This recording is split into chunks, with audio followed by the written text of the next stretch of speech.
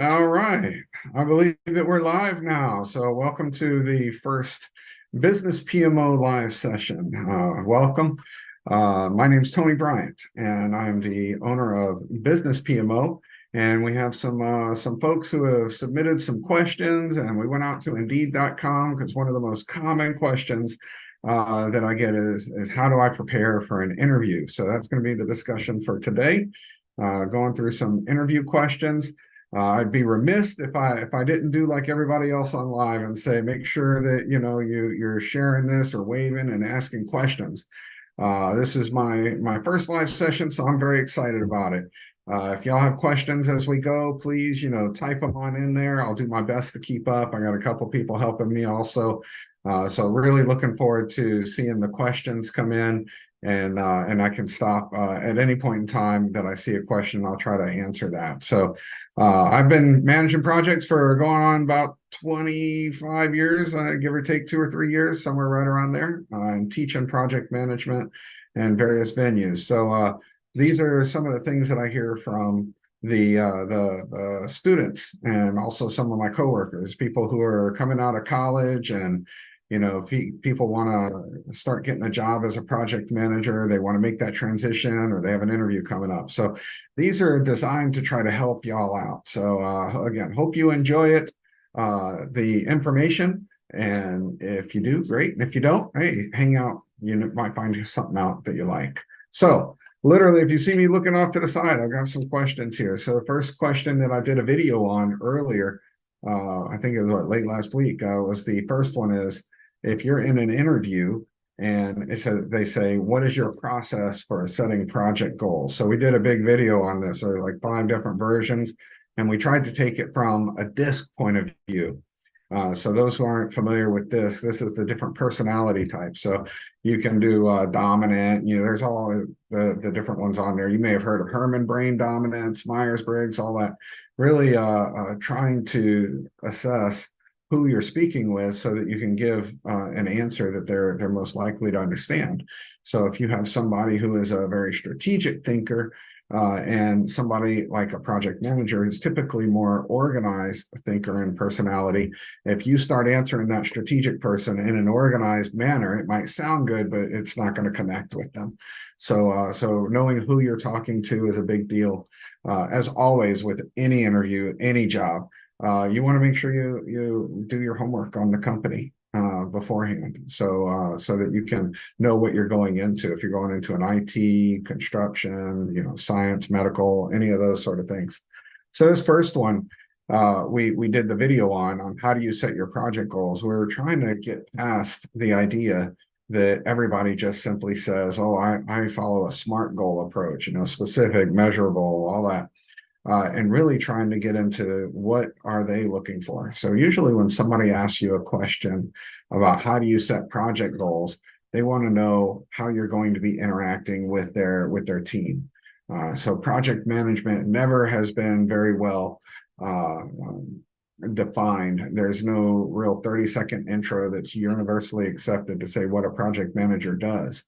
As a result, everybody's looking for something different. So if you're looking to set project goals, most companies that are looking for an answer to this is that they're going to basically say, are you the type of person who comes in and you're just going to ram these project goals right down our throat? Are you going to put them out on a board somewhere and nobody ever sees them again? They're trying to get past all the garbage thinking that they're probably used to, and they want to know how you're going to be. So, when you answer this project goal, how do you set them? You want to try to be a little methodical, but also not so robotic. For example, if you answer this question, you say, I set the project goals, communicate it to the team. We make sure that we document these project goals in our standardized project documentation. You put it in our scope document, we'll put it in our charter, we'll set some goals there, we'll probably break it down and put it into our status as we go. And you want to let them know that you're going to regularly communicate it to people in a way that they understand, but in a timely way. So if your project goal, if you have a 2-year project, it doesn't do a lot of good every week talk about the project goal you're not even going to work on for the next 18 months. So letting people know that you are aware that when you're speaking about project goals, you're speaking to a specific audience. It's not every goal for all of the people on your team. It's rather it's a specific goal communicated to a specific team at a specific time because you're looking for a certain outcome, and you want people to know what they're working on as they go. It's not just you tell them start this task and stop that task. If you're that kind of project manager, then they probably have seen you before because somebody went and got some sort of exam and they got a certification and they said, well, all I need to do is give a task to somebody and they don't need to worry about the big vision of the project. You don't want that. So make sure that when you tell them about how you set project goals, it's that you communicate it well, you remind people in a timely manner as to what's going on, and then what's your communication style. If you can try to convince your interviewers for all the questions that you are giving them an answer to say, well, when I speak to an IT person, I'm going to try to be very logical with them. I'm going to speak to them in technical terms. Versus if I'm speaking with my customer, if my customer is not technical, I'm going to speak goals to that customer in a way that they understand from a business point of view. So I'm going to be talking business strategy with my project sponsor, business goals with my customer, and technical goals with my team. And you talk about that and where it's documented because you don't want it to be lost. So there's one for setting project goals. How do you set your project goals? Don't be the robot. Don't go there. Whatever you do, don't go there and say, well, I set SMART goals and I make sure that they're specific, measurable, they're accurate, and they're reasonable, and they're timely. You'll lose them because you'll end up sounding like every other candidate. So make sure that you give examples when you do this. When I set project goals, I usually have those project goals. If I know them in advance, I have them in the charter. If I don't, then I know those project goals are going to be in the scope document, sometimes called the scope and design document. I'm going to make sure that it's there in the very beginning of the project. And then I also, in my project schedule, personally, I like to say what those goals are and include them as part of a work breakdown structure. So which requirements meet these goals, so that every task is tied all the way up to a business requirement, which is going to feed into what the project goals are. So nobody loses sight of that. They know what they're working on. The next question that we have on here is, do you think, and this is a trick question, do you think building a relationship with your project sponsor is important, right? I'd like to be a fly on the wall of somebody who says, nope, screw the project manager. I have no feelings whatsoever about them. Nobody's going to answer that. So really, what are they looking for? Probably looking for something more than a yes or no. When they're asking about the project sponsor, they're saying, do you keep your project sponsor updated on a regular basis? And how do you value that relationship? What do you see your project sponsor doing in your project?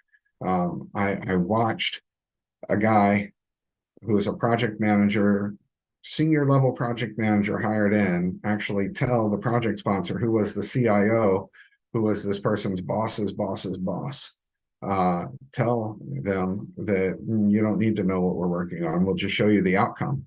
And so this type of approach to a relationship with a project sponsor says, I really don't care what you think or whatever. Just give me your goals or your requirements, and then I'll see you in a monthly status meeting. So if you're asked about this, if something comes up like this, then they probably have had bad experiences with project managers, with those project managers not keeping them up to date and giving them information in between statuses. You don't want to wait until it's too late to find out that there's a problem. So they're looking for an answer that says something to the effect of, I strongly value a relationship with the project sponsor. This is why I don't wait until my weekly or monthly status report. If I see an issue coming down the pike, I let them know there's an issue that I'm working on, and I follow up with them on a regular basis, because I also need that project sponsor to help me. I need that project sponsor to be my champion so that if I run into an issue on a project, then I can go to the project sponsor and get some help versus if I wait once a month to talk to my project sponsor, then I have an issue and the project sponsor, like, I don't even know what you're talking about. Your projects will stall out. And so if you've ever been a project manager and you wonder why are my escalations just never getting any attention, it's probably because you don't have a good relationship with your project sponsor. So if you get that kind of question in your interview, make sure you highly value that project sponsor, not just for the fact that they provide the funding, excuse me, but that they are there to be your champion on the project, and you are there to make sure that their money is being spent wisely and that they are always informed of the good and the bad that's going on in your project so that there are no surprises. So that's how. And on the third one, that is very common. It says, what do you consider your most successful project? So what are they really looking for here? They're looking for, what is your measure of success? Some people, and a lot, unfortunately, I hear this in project manager interviews all the time. What is your most successful project? And they'll talk about a project that was on time, on scope, on budget or within budget. And imagine if you're the manager and you're hearing this and you're interviewing 10 project managers, and every project manager comes in and they say that, well, my most successful one is I had a project that had a $250,000 budget and we needed to get it done in 6 months. And we finished it in 5.5 months, and we came in at $245,000, or $5,000 under budget. And we hit all of the requirements. It was complete success. We were a little early, a little under budget, and right on time. Well, congratulations, you've done your job. If you're talking to a business person and you're telling them that you did your job, imagine I flipped this role a little bit. Let's say that your job is to build a house, and somebody says, well, what was your most successful house build? And you're going to say, oh, it's the one where, we closed on time. We met all of the requirements of the customer, and we made the expected profit. This is not a great success. This is a success, but it's not like a great success. How do you connect with your team? Your project success has to go beyond the iron triangle.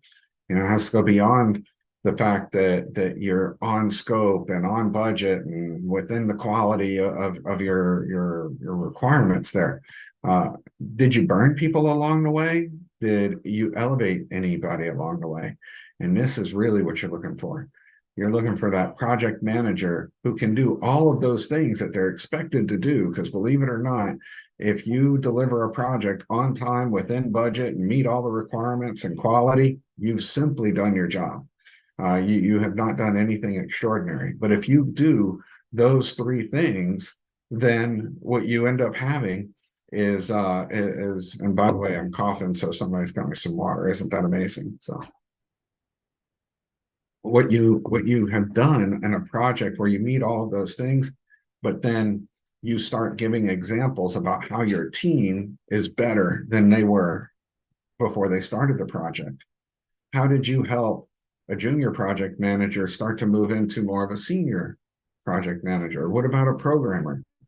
Did you take an intern who's now qualified for a full-time employee position, and you help them to be successful? So you do all the things in your project that make you hit the iron triangle, but you also connected with your team. You showed that you cared about your team. You actually display leadership.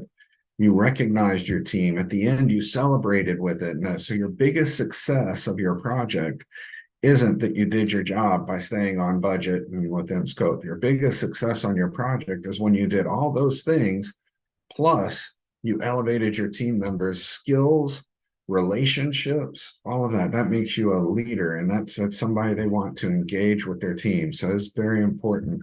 If you get that kind of question about the success of your project, it's that your team is better than when they started, and your project, of course, met all the other stuff. So your leadership style, this is another one. So it says, how would you describe your leadership style? So if you get this question, how would you describe your leadership style? The standard response that almost every person gives, or every manager receives when they're doing the interview, is they say, well, I believe in management by walking around. And that means that you've read the PMBOK. And congratulations, you've read PMBOK and you Googled it, and you know that leadership by walking around is the good thing to do. But why is that? Be ready to lock in some examples on that, because if you just say leadership by walking around, their eyes are just going to kind of drop. Is there another leader by walking around? Great. Well, how do you do that in a post-COVID world anyway? So it has to be modified. So really what it is how do you connect with your team to motivate them to work on your project, right? When they're asking about your leadership style and you come across as threatening, I escalate on them, that means you beat people with a stick. And so beating people with a stick probably isn't the best way to do it. And sometimes, of course, you gotta escalate, you gotta do what you gotta do. But when they're asking you, what is your leadership style? They're not asking you to be confused with your management style. They don't want you to walk into a room and simply because you have authority, you get people to do work on your project. What they're looking for is, how do you lead them from the front? How do you take the team and bring them along with you for the ride?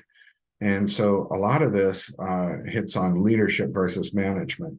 But your leadership style of leadership by walking around is, you can answer this in such a way to say, my leadership style is one that I'm with my team at all times. I find what their challenges are, and I'm more of that servant leader type style, which means I'm going to find their challenges and I'm going to go out and be a champion for their success. And when they see me as a champion for their success, then they're more likely to follow me on a project to wherever we need to go. It's very important to me that we build trust on the team, that they need to trust that I have their back at all times. And if they make a mistake, I'm not going to fry them on the steak, for that. I'm actually going to say, okay, so let's learn from it. Let's move on. And I'm not going to dwell there. We're going to learn. We're going to make changes. We're going to move on. That's leadership. So when they ask you what your leadership style is, it's more of an answer of, how do you bring the team with you in a way that they trust you, not because you have the authority to tell them to do it. So that's really what they're looking for in there when they say your leadership style.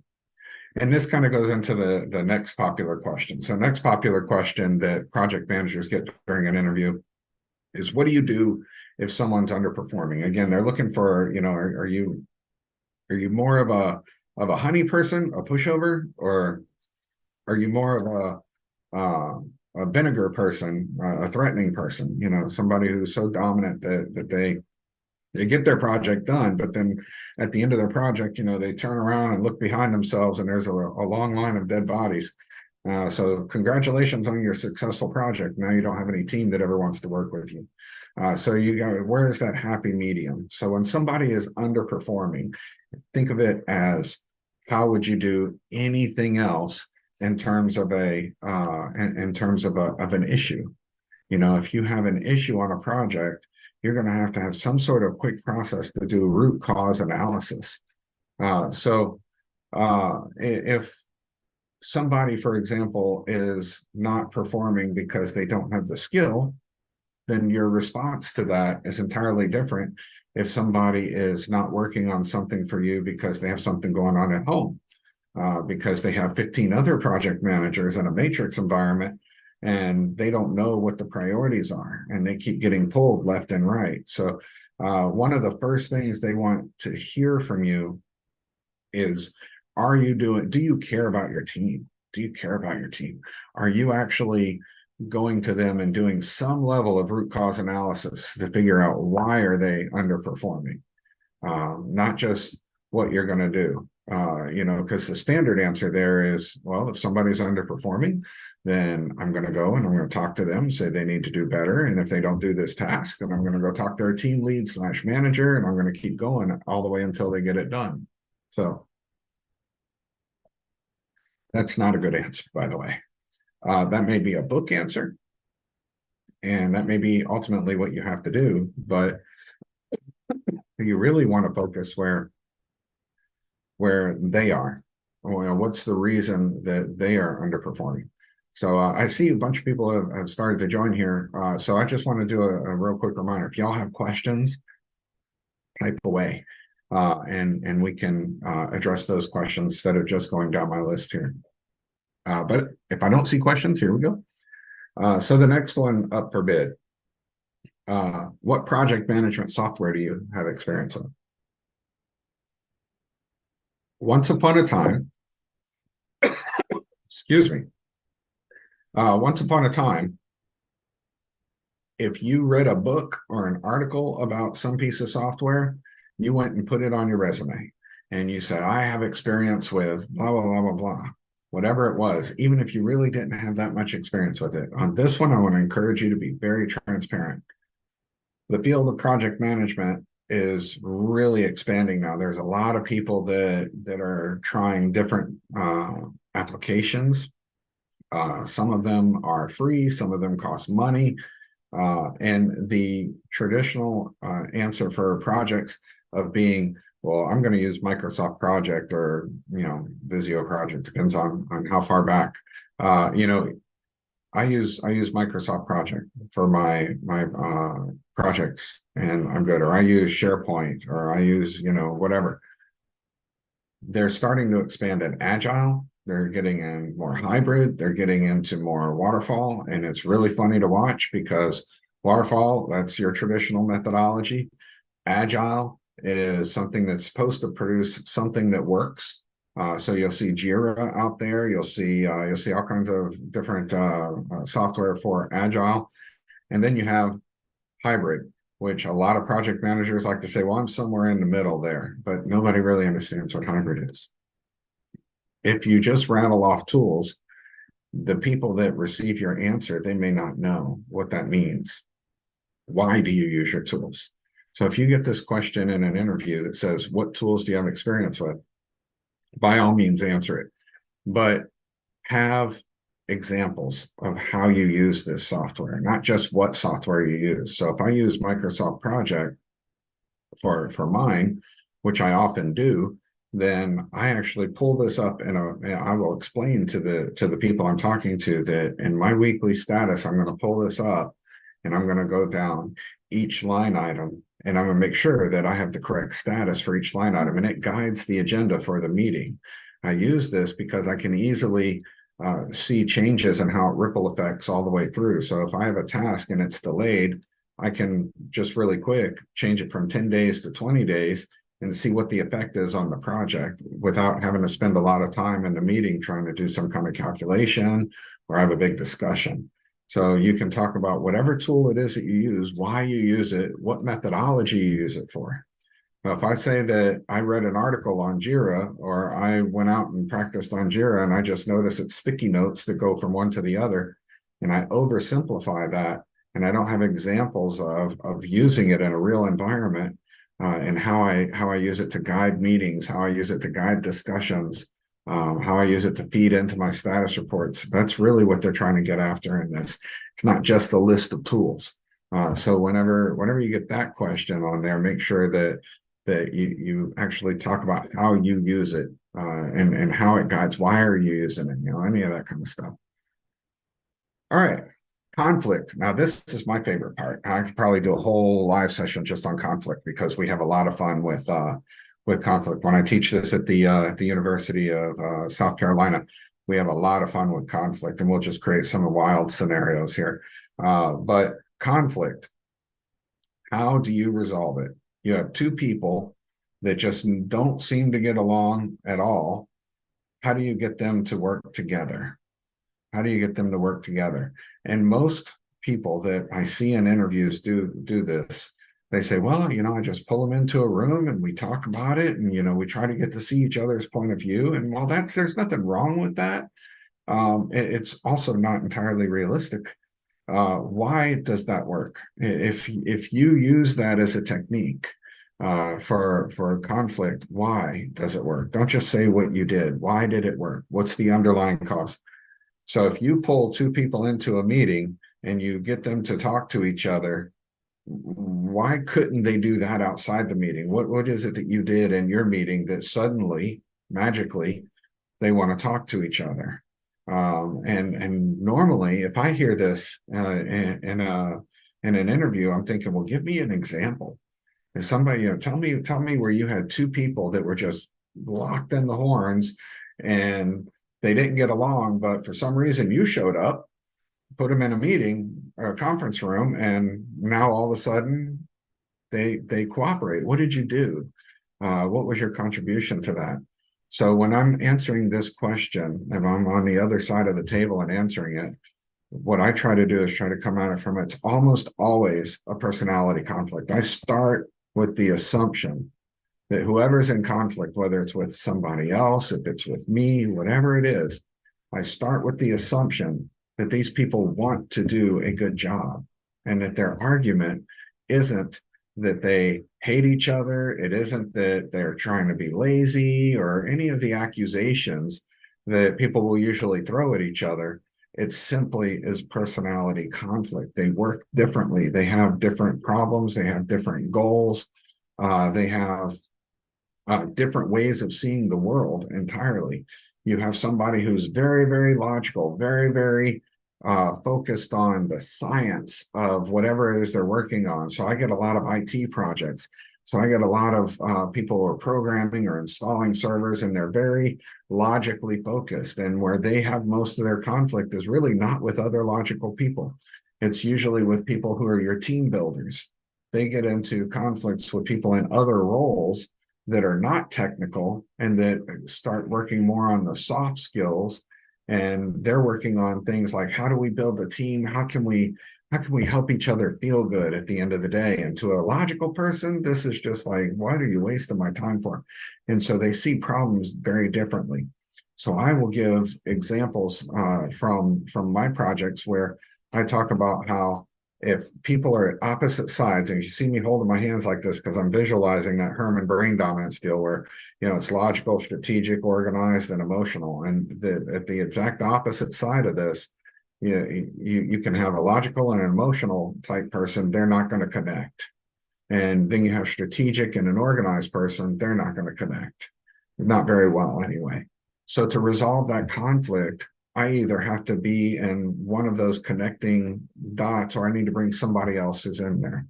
So we talk about this in my training a lot. So I'm going to try not to dwell too much in here, but really the answer to the question there is that you get down to what is the real reason that they have a conflict, and then bring in a third party. That third party could be yourself as the project manager, or that third party could be somebody else. Whoever it is, they need to not have a dog in the fight.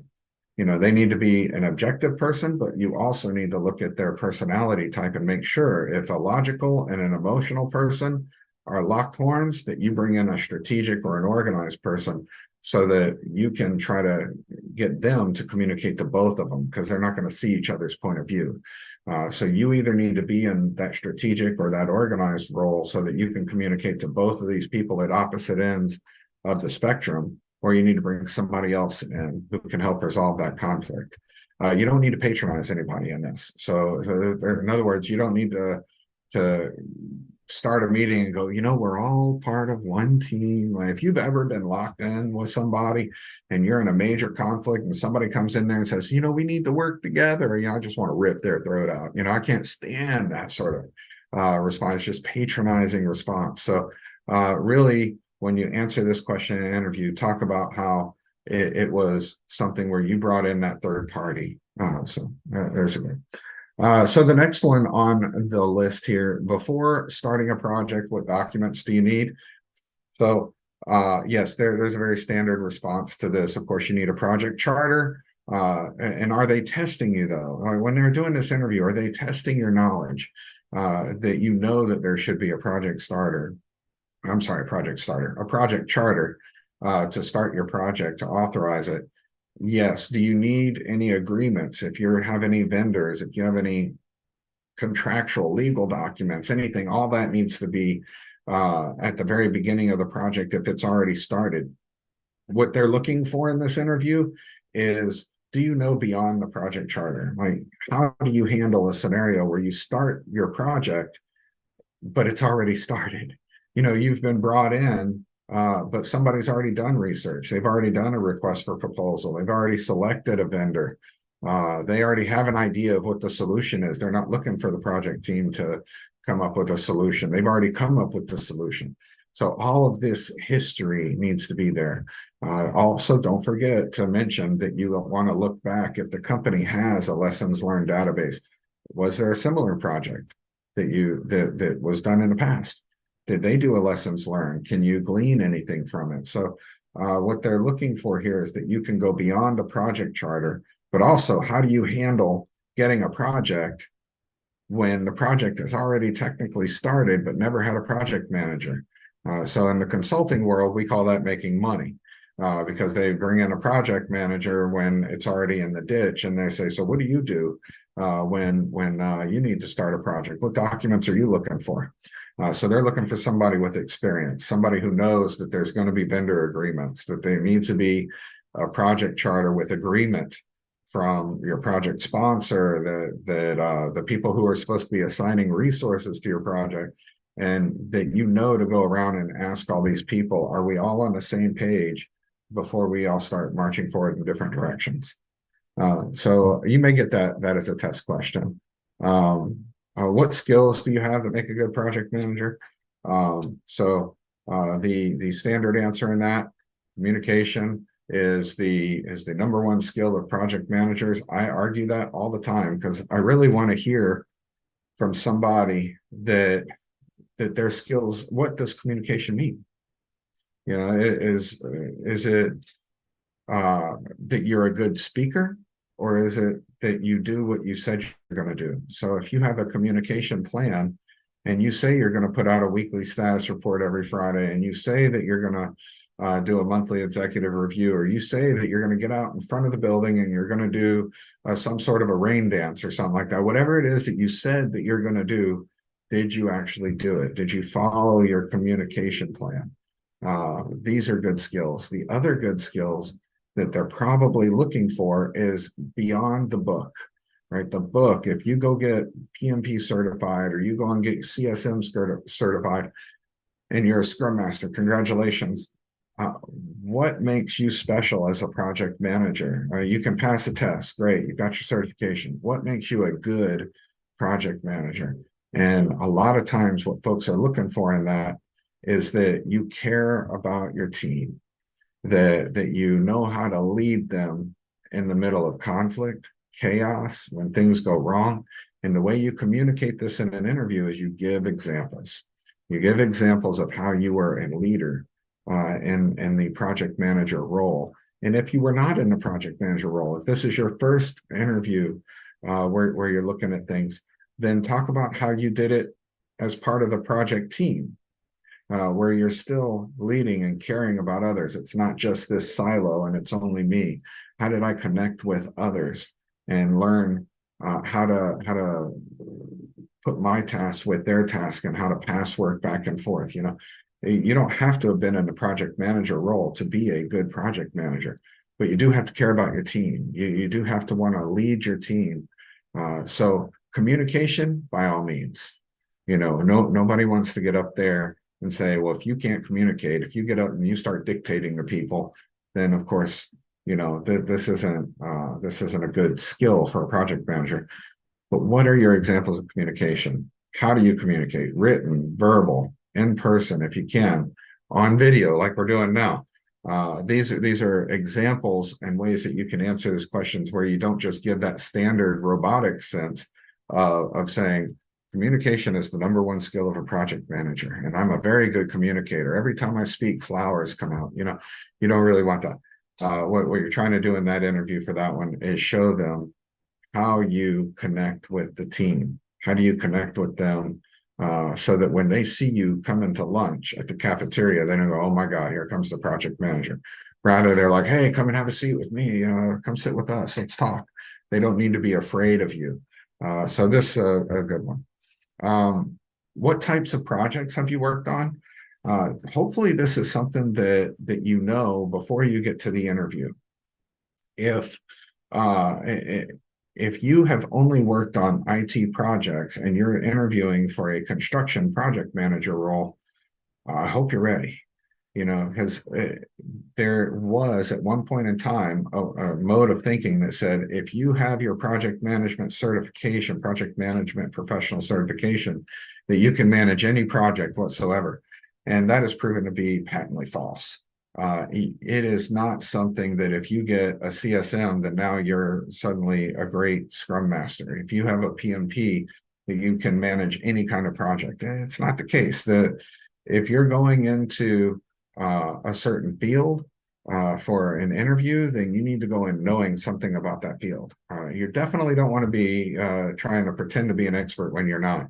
One of the things I've heard is, the knowledge of a project manager needs to be an inch deep and a mile wide. And that is really something that has still held true to this. So when they're asking you what types of projects, they're trying to figure out if you're a fit for the organization. If you are trying to put a robot on Mars and you're interviewing at NASA or SpaceX, right? Because NASA's like, yeah, but SpaceX is it? And you're interviewing there and you've never seen a drop of technology in your life, and every project that you've ever managed is business process, you're going to have an uphill battle to climb. And you can't just go, well, I've got a PMP, or I've got a CSM. It won't work. So when they're asking you this, they're trying to find out that not only do you know the fundamentals of project management, but can you connect with the people who are going to be working on projects at that company? So hopefully you've done some homework on your company that you're going after.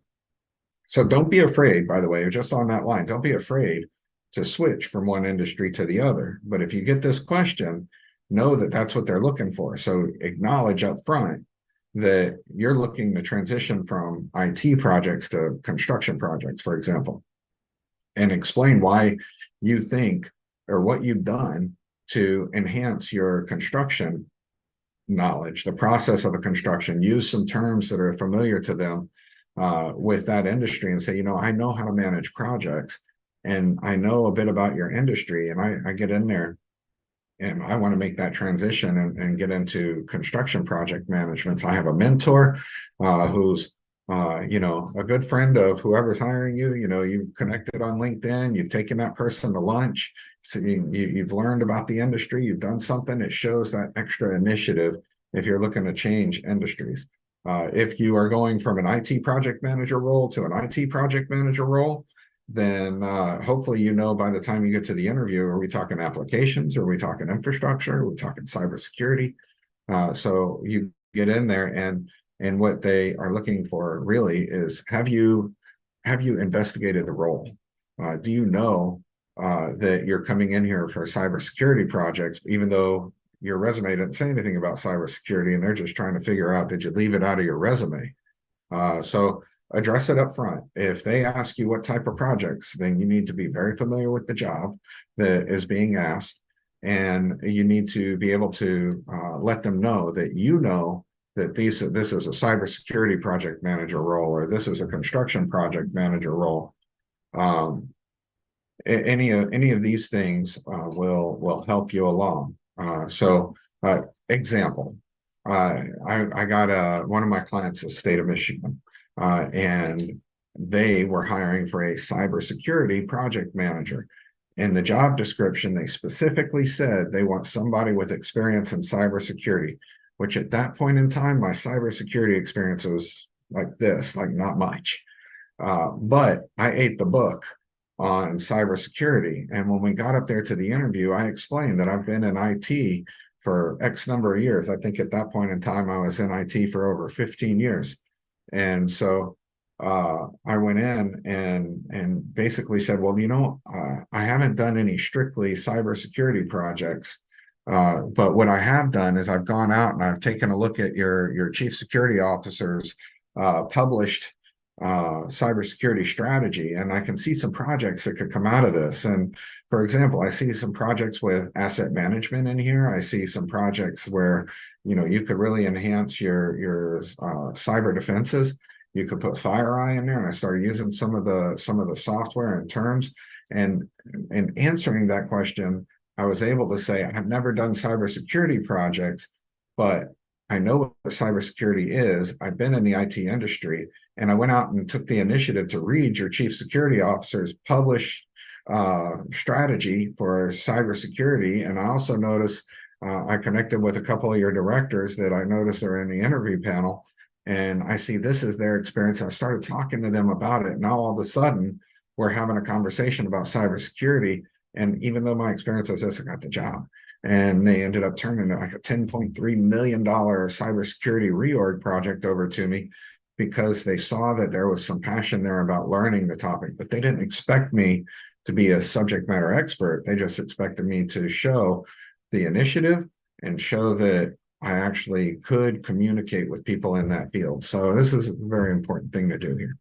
All right, so we're down to time for about one more question. And so I don't see any questions. I'll say hello to other people who have joined here.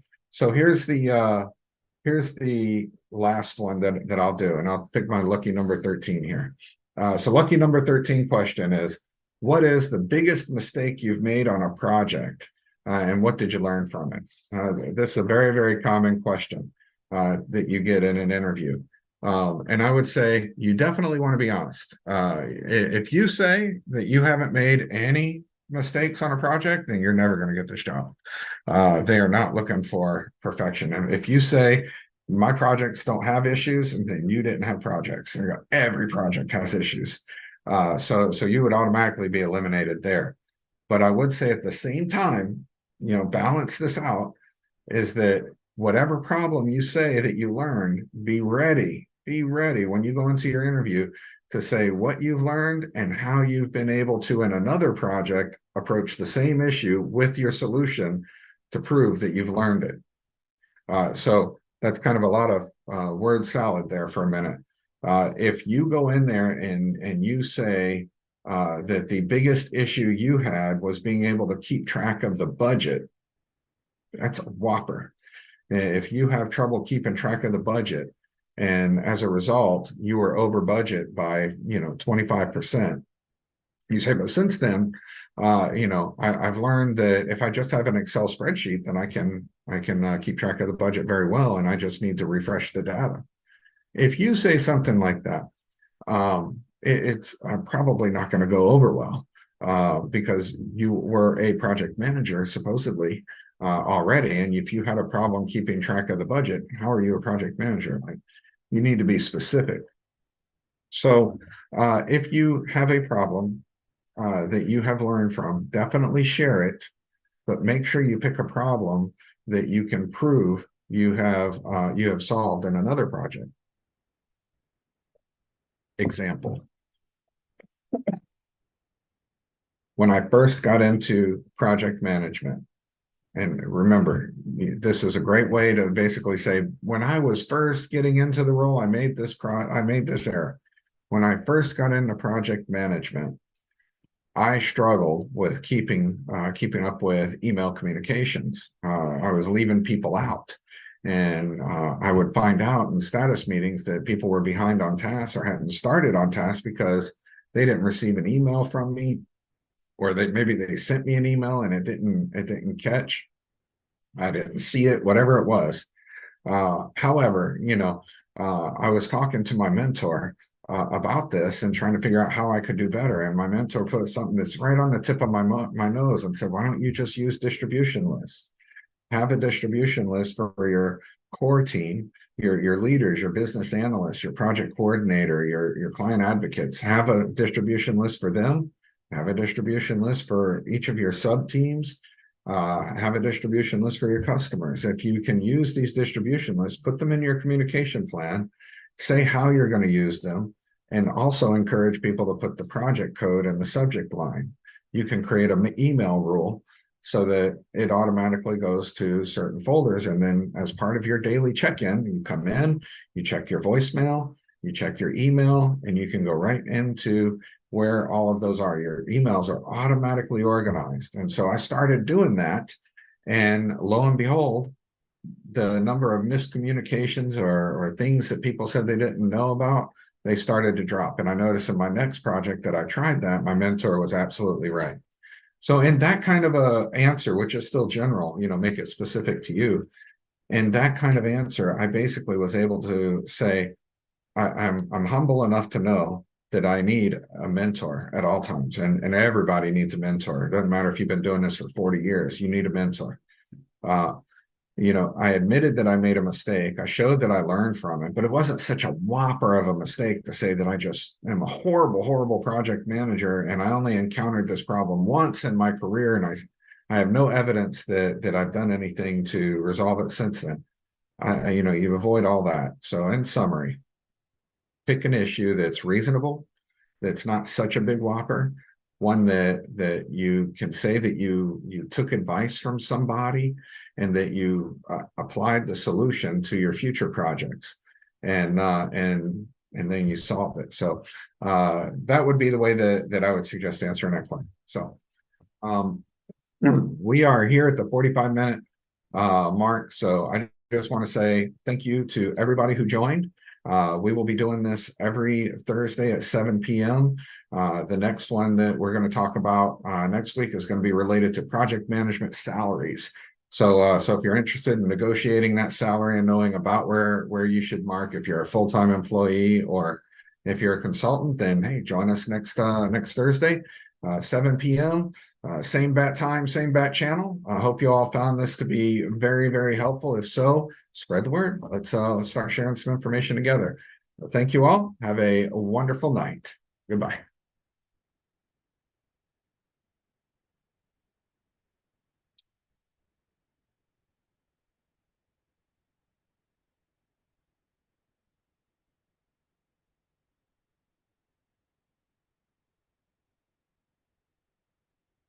You know how people